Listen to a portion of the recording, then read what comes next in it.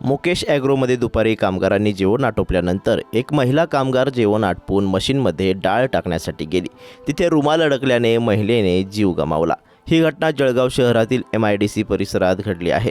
MIDCतील 20 सेक्टरमधील दाल मिल कंपनीत काम करताना महिला मजुराचा स्कार्फ मशीनच्या पट्ट्यात अडकल्याने गळफास लागून मानेपासून शरीर वेगळे झाल्याची भयंकर दुर्घटना मंगळवारी 12 मार्च दुपारी 2 वाजेच्या सुमारास घडली. याबाबत MIDC पोलिसात अकस्मात मृत्यूची नोंद करण्यात आली आहे.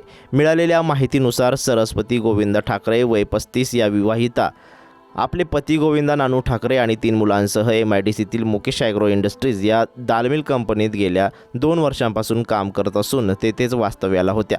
नेहमीप्रमाणे मंगळवारी 12 मार्च रोजी दुपारी 2 वाजता जेवण झाल्यानंतर महिला मजूर सरस्वती ठाकरे या कंपनीत कामावर हजर झाल्या.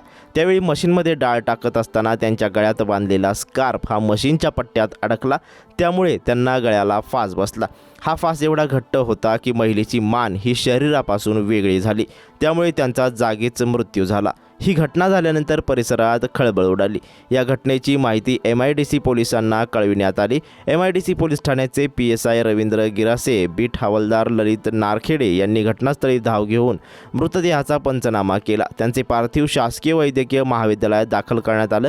या प्रकरणी MIDC पोलीस ठाण्यात अकस्मात मृत्यूची नोंद करण्यात आली आहे. मयत महिलेच्या पश्चात पती, 2 मुली, 1 मुलगा असा परिवार आहे. या घटनेमुळे परिसरात हळहळ व्यक्त केली जात आहे.